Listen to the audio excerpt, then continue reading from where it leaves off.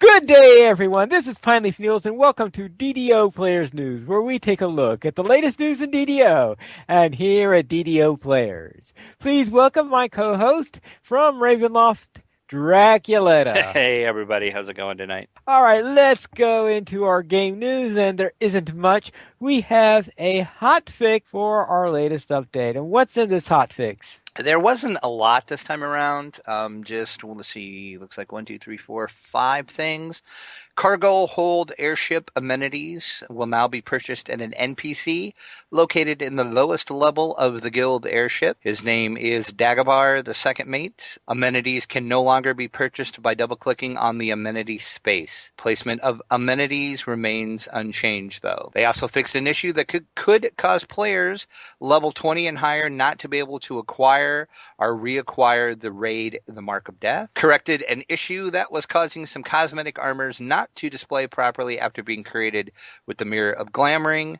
Once again, note that this fix is not able to be made retroactive. So if you have previously created a cosmetic armor with the mirror and you are not satisfied with the resulting cosmetics, you can contact support either in-game or through the support.turbine.com site, and they can rectify that for you. And they also fixed an issue that could cause an absolute minimum level of armor to be retained when making a cosmetic armor using the Mirror of Glamoring. This will retroactively fix cosmetics armors with minimum levels. Okay, at least that one could be retroactive. Yeah, I'm not sure why the other one couldn't. I'm not sure what the difference in those two. That didn't make a lot of sense to me, actually, but must be something in the code somewhere that it was easier to retroactive the one and not the other. And there was also one known issue when speaking to Dagobah to purchase the airship amenities. You need to make sure to close the purchase panel UI prior to teleporting off of your airship or speaking to another vendor.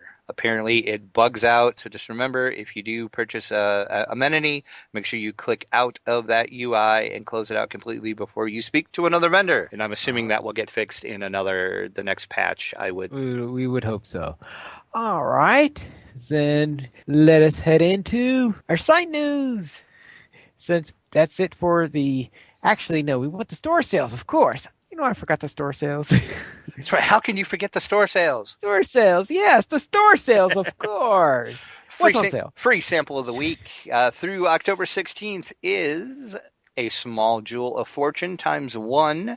Use coupon code FORT9. Once again, coupon code FROT9, and you get one of those per account, so use it wisely on whichever character. And in case players or listeners are not aware of what the small jewel of fortune does, you turn that on. It will last for it's basically a click. You click it, and it starts running. You have 3 hours, and what it does is it gives you +1 loot to all of your treasure chests. So if, like, for example, a piece of armor in the level chest had no level, the armor in that treasure chest would be a +1 instead of no level. Or if it's normally a +2 item in the chest, it'll be a +3 item. It just pumps up the level, and it puts you onto the higher tier of the loot. That sounds like something nice when you're trying to upgrade. And 20% off the following items. Select stat tomes, select skill tomes, tomes of learning, and the use magic device skill tomes, all in the store at 20% off. All right, and very that's well. That's it for the store. That's it for the. Now we can go to the site news. I was just so anxious to get here, even though there is really nothing except for our last week's episode, which we called "Kobolds Still Hate You." Wonderful, wonderful impression of that, finally. Yes, I'm not too sure people could take that too much more, though. That should be the last time we have to go through it, right? Hopefully.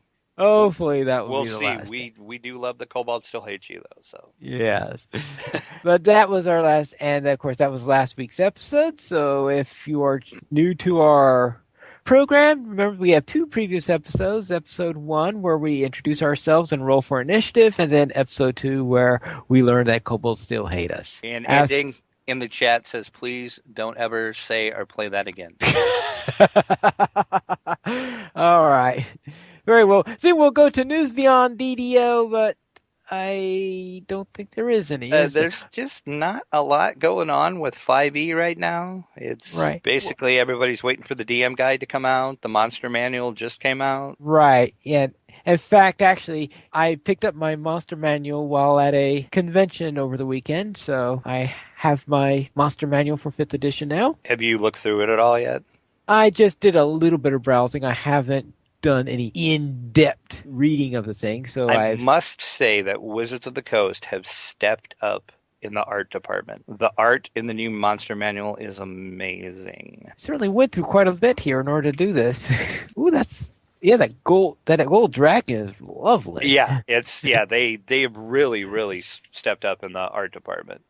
So kudos to Wizards of the Coast for that. All right. So therefore, if you were wondering if you wanted to get the monster manual, then at the very least it could be quite useful as an art book. And Let's that see. is available everywhere. I have seen it. I was in my local game store and they had them. It's on Amazon. So you should be able to find it most places where you normally buy your books. You can run into winged kobolds. Yes, you can. Oh, as if they weren't annoying enough when they're stuck on the ground. Now they can fly and swoop down at you. Now they can It's fly. amazing because Cobalt does still hate you finally. Let us go into our week from DDO. And I might as well open this up since I've got the shorter one. And this week I took my Artificer with Drax Rogue Ranger into the Necropolis and Litany of the Dead area. We did the Tomb of the Immortal Heart and the Tomb of the Burning Heart, where during the first one, we went inside and found out, oh, when they say it was designed for 4 players, they meant that there is a puzzle in there that requires 4. We did learn that the hard way. Yes, we did learn that the hard way. And what I did is I left for a while, went to get a hireling since Drac already had one and tested that a hireling would work. Came back in with a hireling. We used a hireling. And then when Drac was explaining to me how to get a hireling to stay in place, I saw, oh, my mechanical dog has the same ability. And I thought I saw that it does work with the dog. I just didn't know how to get my dog to stay put. Yeah, so I didn't need to go for the hireling. But it came in useful later, probably in the dungeon. Yeah, it did. I think we used it a couple times where we had them stand still. So it does come in handy. And that part of hirelings does work amazingly. The other parts, still not so much on the hirelings. You still need to tweak their UI. All right, that's the next thing. Maybe they could do a hot fix for fixing the UI. I know that's going to be for next update. .12 or whatever their next update is. All right. So there, what did you do last week? Other than, of course, take your Ranger Rogue through the Necropolis. Well, my level 9 rogue, I finally finished my Slayer deeds out in Searing Heights. Whew. So I killed 750 monsters out there. It took me forever. I am still missing one of the exploration and one of the rare encounters. And I was trying to find them myself without looking on the wiki, but I think at this point I'm just going to look on the wiki. You know, I find that the Searing Heights is a place that I went to in one character, and I might have gone under slightly under level or something like this. I went out there and said, all right, I don't think I got even to 50 before you said, oh, goodbye. Yeah, it gets a little repetitive. It's kind of a cool little area, though, with the volcano and everything. If anybody cool volcano, I won't use in the same well, yeah, it's true. And yeah, like I said, I'm still missing one of the rares and one of the exploration, so I think I'm just going to look on the wiki and find out where those are, and then pop back in there to finish that off. And then I ran through a couple quests. I was just trying to clear out my quest log, basically, because a lot of the quests I have I'm finding are not very easily solo, even with the hirelings. So I did manage to finish the Lair of the Summoning, though, and I did the Tharask Arena. And both of those are in House K. That's the house those quests are for. And the Tharask Arena actually is part of the Vault of Night series of quests. So I got adventurous, and I decided to pop into the next part of that quest series, which is The Prisoner, is the name of that quest. I did really good until I ran into a beholder. Okay.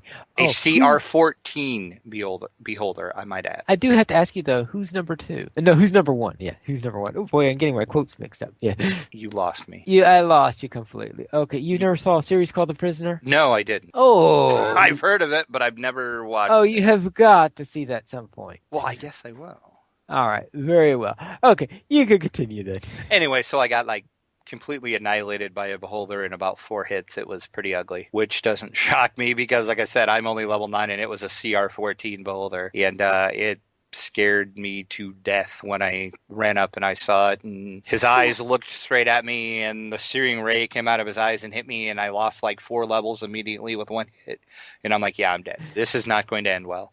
And of course it didn't. And then my poor hireling, I had I can't remember if I had my cleric or if I had a favorite soul with me. And yeah, it was just running around in circles trying to get away from the beholder, and it got killed too. And yeah, it was just ugly. Death by beholder. What was the level of the dungeon if it had a CR14 in it? See, that's what I don't understand. I was running it on normal, and it's a level listed on the wiki as a level 8 quest. Sorry, CR14s don't belong in level 8 Yeah, I'm quests. confused as to why there was a CR14 beholder in there. I'm not sure. Yeah, I don't know. That confused me. But I kind of want to go back in with the party and kill that just so I can get some revenge.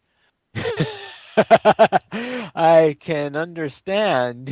So, yeah, that was my first adventure against the beholder. So I also ran my Druid Rogue, who is now level 6.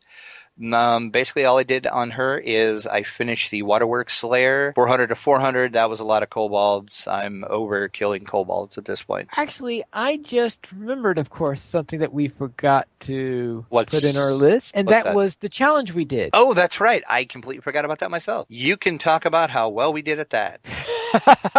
Well, might be the wrong word. In this case, it was that we decided to do the mansion challenge where you're supposed to kill one of the bosses. I think it's something like What's Behind the Door or something like that's the name of it in some mansion, and we were trying to look for a boss and all that stuff, and I don't think we ever found the boss. And this is the second time I ran, I think the first time for Dirac. And inevitably we run into something that completely rips us into tiny little pieces. I've come to the conclusion that they don't call them challenges because they're easy. I would have to agree with you. That was insane. So I think we did get a little bit further than I did when I tried to solo it a while back, because I think it was the first time I ran to animated statues, I was ripped to pieces. So we got past the first group of those, but Yeah, we did get one of the doors opened actually, so that's I guess something. yes, but we didn't find any bosses, and that's what you need in order to get credit for finishing it. I would like to go in and try that again though, and try to avoid those statues. Because now that we learn, if you run in front of the statues, it summons all the other guardians. So that might help Right. if we avoid those. It might help now that we are warned of that little problem, but that will be for another time, but certainly not today. So let's go into donations, which we did not receive any. But if you would like to support DDO players, simply go to the donations page where you can help support the podcast of DDO players and also help support the site. We have $5 mentions where you can donate $5 or more and get a mention on DDO players news. And we also have some feedback we have a feedback section. We don't actually have any feedback yet, at least not from iTunes, but we do have some comments. And the first one is from Lessa, who commented on DDO Players News Episode 1, Roll for Initiative. New DDO podcast! Yay! I'm so glad you're doing this. It means good things for the culture climate of the game. You guys have great chemistry. Look forward to more. I don't totally agree about the hirelings. If they see a perceived threat to you, they will take off after it. Not cool when you are trying to draw as little aggro as possible, but there were good hireling changes too. Great show. Keep it up. He has more hope for hirelings than you do, apparently. And if I don't know if any of our listeners know who Lessa is. Lessa used to be on DDO podcast, the original version of the DDO cast when Jerry Snook was still the host, and she is a big permadeath player, and I can describe permadeath too for new players. Oh, good grief. Basically, in permadeath, you roll up a character, and if that character dies and you can't be rezzed by a cleric that can raise dead, you have to re-roll your character. It doesn't matter if you're level 1 or you're level 12. Once you're dead and you can't be rezzed by a cleric, your character is dead. That's why they call it permadeath. And Okay, go ahead. so it's not as strict as some versions of permanent, because in some games, permanent death means they don't even allow the cleric thing. Yeah, no, you can't. That's the only way that you can be raised. That's how most people in DDO do their permadeath. Is you can be rezzed by a cleric, but you can't use a res shrine. It can only be a cleric with a spell or scroll. In other words, using pen and paper rules. Correct. That is correct. So I was pretty excited when I seen because I used to listen to DDO Cast when she was on there, and that was pretty exciting that she actually listens to our show and likes it. So thanks, Lassa. All right, let me see. I should try a permanent death character at some point. I'm sure I can get to level 2 without that. Yeah, I've been kind of thinking about trying it, but I probably wouldn't make it very far. Actually, I think I might get to around level, I think around 4 or 5 is probably where I'm going to get Yeah, I would smacked. think I could make it 4, maybe. I don't know. We'll have to try that, Python. We could try that. Yeah, we could try that together after we finish the necropolis or something like that. Yeah, we should that. just see how far we get. It's a And challenge. She's laughing already. Yes. Yeah, exactly. Yes, she probably is. All right, Princess Terradia comment on Arcane Adventures with Dolphin Fizzlebeard Chapter 2. It took me 2 tries to get through that bit of Korthos Island, but one of the things I learned was that fish people don't like fire. Go figure, right? Fried fish. Yay for hats! Or clothes of any kind, considering the whole waking up in rags thing. 2 thumbs up for this series, and I have to agree with the 2 thumbs up. I agree too. That is a wonderful series, and can't wait for more. I can't wait for more. So we have emails. We have 2 emails. The first is from Bragg, son of Balin, which sounds like the name of a Lotro character. And could you please read the email? Sure. He says, Hola, DDO players. Excellent start. You were well on your way to matching DDO Cast's 380 some odd episodes. We can only hope. We can only hope. We got a long way to go. I actually listened to a part of their podcast last week, and it was nearly gibberish for a new player. So I'm thinking DDO players will be more my speed for a while. And as a side note, this was not an email. This is just me talking. But I think we are more new player friendly than the DDO cast, but that's just because they've been playing for a lot longer than we have. Right. But there is room for both of us, though. So, yes. That being said, I had a few stops and starts with DDO in the past, and I have a nearly level 4 cleric in the harbor that I occasionally do a quest or 2 with, but I have been a little directionless, which I think is what is keeping me from getting hooked. Where is the epic story to guide my path? Definitely a Lotro reference. So, a few questions, if you don't mind.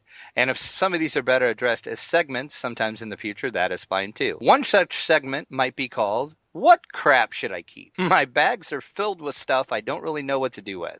Any pointers on what I should be vendoring, stashing away, trading in the marketplace, or actively collecting as a fairly new player? Are there categories that you might use to organize and decide what to keep? I am afraid to throw anything away, and I have a feeling much of it is junk. Am I still in the right area? What level do you generally stick around the harbor until? How do you know when you're ready to move on, and what is the next area players normally progress to? Are there options, and at what level? What should I be focusing on at this stage to most effectively develop my character? Right now, I'm just running around any solo dungeon I can find, letting the chips fall where they may. Is there enough content in the harbor to level to the next area, or am I going to have to repeat a lot of them, kind of like dailies? If so, which do you recommend? Looking forward to your profound wisdom. Crit those dice, Bragg, son of Balin. All right, then we'll begin by asking, what should we keep And that's a very good question. And I have a feeling different players do different things. I have a habit of keeping many more potions that I should be holding on to. And I have my bags are full. I think half my bag space is currently taken up by potions that half of which I never use. Anything else, if I'm not wearing it, is probably being sold. Yeah, that's pretty much what I do too. I look basically if like a piece of armor drops, I'll look at it and I'll see if it's better than what I'm wearing. Of course, I'll use it. If not, I sell it. I don't keep anything. Yeah. Unless there is sometimes I do keep some armor that falls if I know some of my alts can use that piece of armor. I'll keep it and give to an alt, but usually I don't really do that unless it's something really exciting and it's got really good stats or something on it that I know, like say my druid or my other rogue or something could use. Other than that, I pretty much just vendor most stuff. Right. Now, gems, very definitely, they are designed to be vendor trash. In fact, there's a special button on there to sell gems for a reason, because that's what they're good for. Yes, and the collectibles, you will definitely find collectibles. Those you can trade into the various collectible vendors, and you can get stuff like health potions, spell potions. Right. Arrows. So there's several vendors that will take the collectibles. Right. And sometimes I just either get potions with them or I just throw them away. And if you're not worried about that, you can just destroy them. Or I'm trying to I can't remember if you can actually. I don't think you can sell those. No, you can't sell them. Yeah. No. So you just have to destroy it if you don't plan on turning them in. The other thing is the crafting items. If you don't plan to do any crafting, then just sell the crafting materials. Don't worry about going around trying to keep them or anything like that, because let's face it, what am I going to do with this crafting stuff? Because I'm not into DDO crafting, going into the thing about breaking down magic items, creating magic items and all that stuff. Not either. The crafting makes absolutely no sense to me whatsoever. I've looked at a wiki on it. I played with it. It's too convoluted, if you ask me. So I don't. I just vendor trash all the crafting stuff I get. Well, I think it's consistent with the style with a D&D type thing. Oh, it is. I mean, I'll give them credit for that part of it. But it's not fun in games to do that. Well, yeah, it is. Right. So therefore, that's the first question. I hope that answers the first question. So we'll head on into the next thing is, am I still in the right area? And how long should I stay around the harbor? Round 4 or 5 is at least when I tend to get out of the harbor. So because you'll start to find quests off in the marketplace around level 5 is when there are a couple in the harbor that are lower level than not in the harbor, in the marketplace, that are a little bit lower in level, but most of them start around level 5. So therefore I suggest you go into the marketplace, and everything branches off the marketplace. There are all these houses with their enclaves all over the place. There are some quests that are inside the marketplace, and there are others that are in the various enclaves that have spawned off on the sides. I would say 4 or 5 would be and basically another good rule of thumb that I found with the harbor. Usually by the time you're about level 4, you're going to see that you don't have any quests left in there that you haven't done yet. Yes, and one of the reasons why you want to do all the quests in the harbor is because that's the area that's free. Because Courts of Silence plus the harbor, those are the free. There are a couple of free quests outside of there, but the majority of the free quests are inside the harbor. So therefore, you want to do those as much as possible.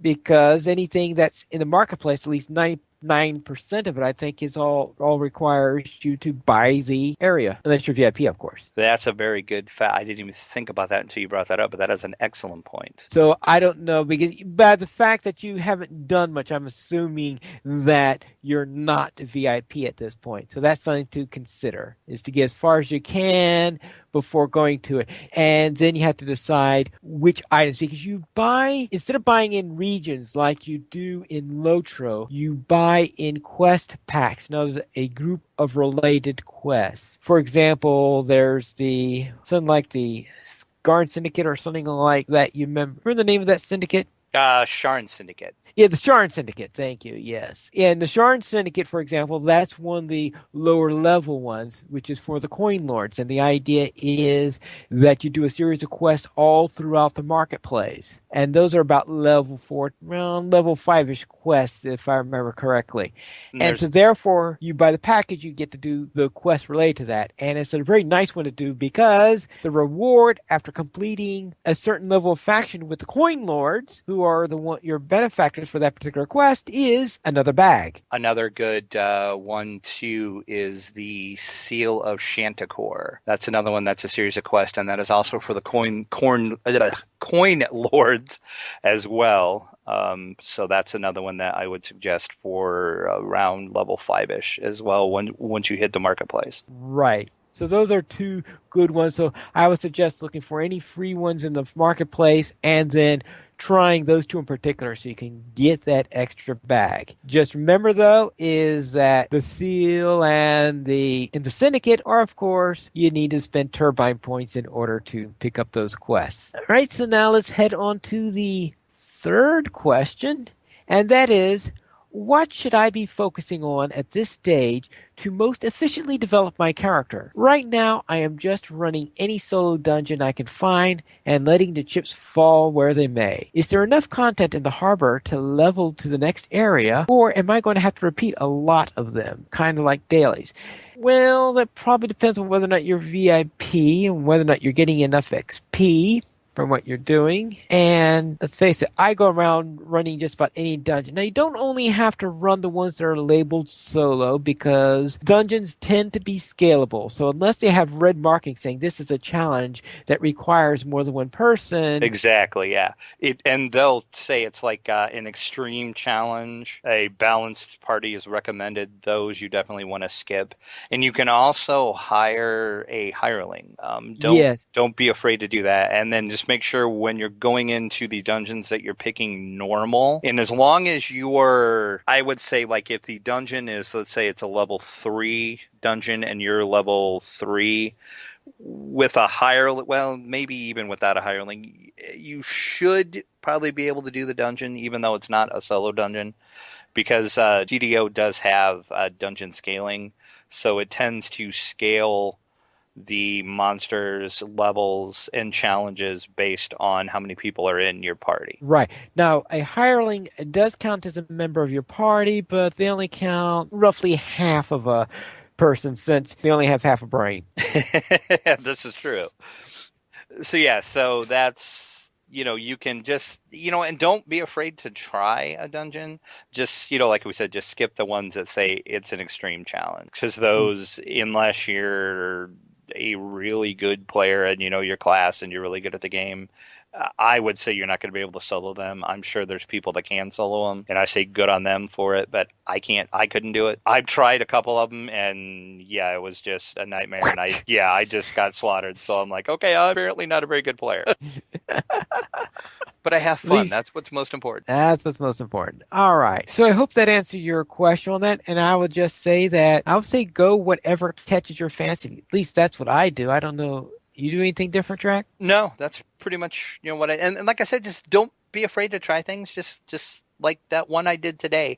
I knew it was tougher than where I should have been, but I thought, well, I'll try it and see if I can get through it. And I think if I wouldn't have ran into that beholder, I probably could have finished that one, unless it gets way harder, because it wasn't the first area I went through. I did okay, but then when I got to that beholder is where I had a problem. So just don't be afraid to try just try a quest and just see. And like I said, just make sure when you go in and enter, just make sure you're setting it on normal, and then that's the most important part. Well, if it's a dungeon where it's a couple of levels below you, then you might want to set it to hard, but just to tell you that when you set it to hard, the scaling is not quite as perfect on the weekend. So they become a little bit more, a little bit tougher as you go on, and you don't get the downgrade for having fewer than 4 as much as you would have had on normal.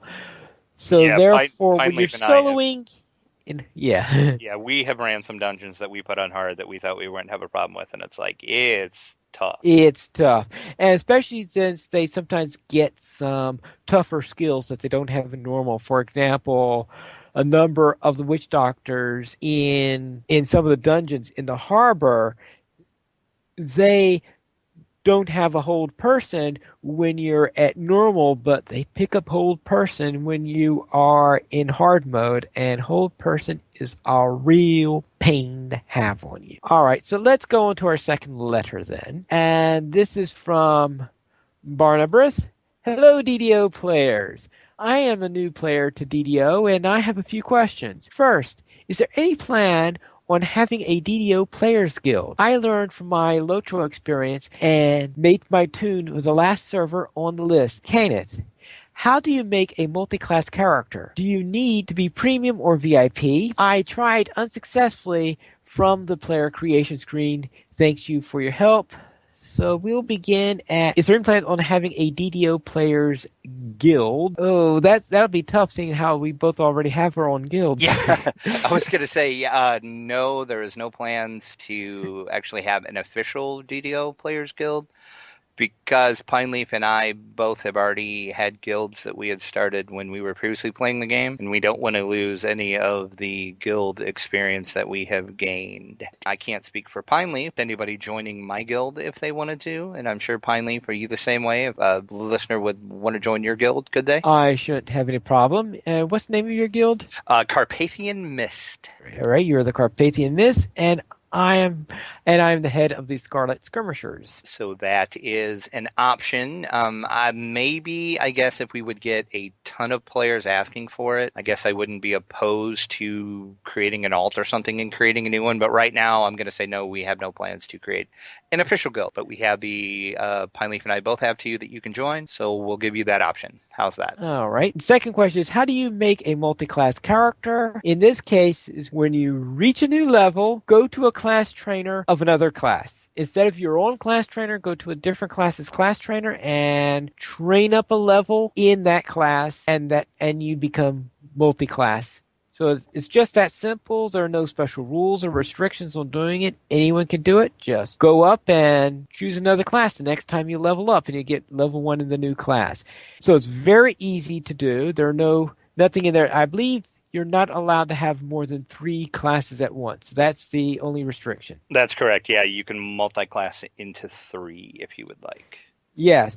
And the tricky thing, though, in the multi-classing into 3 is that if you have 3 classes and decide later to reincarnate, which is a whole nother mess, I haven't really gone on it myself on the matter, but when you do that, you cannot drop one of your classes and take another one if you've got 3, because that 3 limit is in effect as while you are reincarnating, that 3 rule, and it remembers what classes you had going into it. So therefore, choose carefully, because you're not going to be changing your classes after you do it. But, well, of course, there's always my method of reincarnation, and that's to roll a new character. There you go. Yeah, I don't know. I'm multi-class. Well, actually, I can't say all my characters because my one is just a rogue, and it's just going to stay a rogue.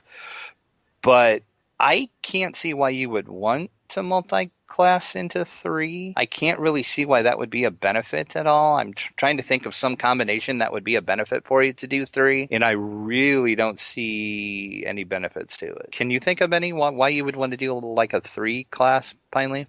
Just to confuse people, maybe. Yeah, I guess. Because like I said, I'm just trying to think, and I can't think of any class combinations that would be worthwhile for you to multi-class into 3. Now, there's a ton of them that are worth it for 2, just to do your standard multi-class. But 3, I've never done it, and I don't foresee ever doing it. Whoever knows, someone may someday, you may think, oh, I need that level of sorcerer. That's right. I want to cast Grease. You want to cast Grease. That's right. You need that level of sorcerer. I think I'll stick with what I've got. You see that I'm not playing that multi-class character that I started out with playing with Dracula. I've switched to playing with single-class characters with that. So I tend to prefer single-class characters most of the time. And basically the only reason why I multi-class is I usually splash at least 1 level of rogue in, but that's just so I can do traps and open locks and plus I really like playing rogues. But when I choose rogue for my second class, it's basically just to get the trap and open lock. And I find that comes in handy a lot if I'm soloing. That way I can usually take care of the traps and the locks myself. It's not that major of a deal to me when I'm with Pineleaf because I'm usually on my Ranger Rogue anyway. And most of the time, it depends which character he's playing, but he can usually take care of the traps and locks too. But solo, I like to splash in a level of rogue just for that. I have I have a couple players that I play solo just to see how far I could get, and what I could do solo, and I always do some rogue. All right. I'm probably in the same way I'm thinking is the time that I did multi-class, what did I throw in? I threw in Artificer, which is the other class that handles traps. All right, then. Very well. Then we'll go into our contact us. You can email us at podcast@ddoplayers.com, and you can send us your questions if you wish them to be answered. And you can also follow us at Twitter, the Players Alliance, at Players Ally, DDO Players, at DDO Players, Draculetta, at Draculetta_72, Pineleaf, at Pineleaf Needles. We have 2 live shows on the Player Alliance on Mondays at 8:30 p.m. Eastern Time. We have DDO Players News, and Saturdays at 8:30 p.m. U.S. Eastern Time, we have Lotro Players News. And join us for our live shows at ddoplayers.com/live. Thank you all for listening, and that is all for tonight. And this is Pineleaf Needles reminding you to loot those chests.